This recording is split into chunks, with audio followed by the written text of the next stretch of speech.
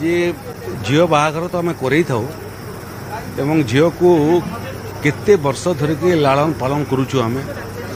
एवं शेष झील जन्म तो पर घर को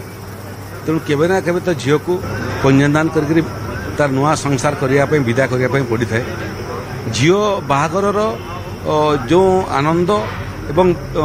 विदा कला बेलू विदाय देला बेलू जो कष्ट यहाँ स्वाभाविक प्रक्रिया किंतु ये विषाद भितरे भी आनंद लुचिकी थाए जे आम कन्यादान कर सौभाग्य पाइलु एवं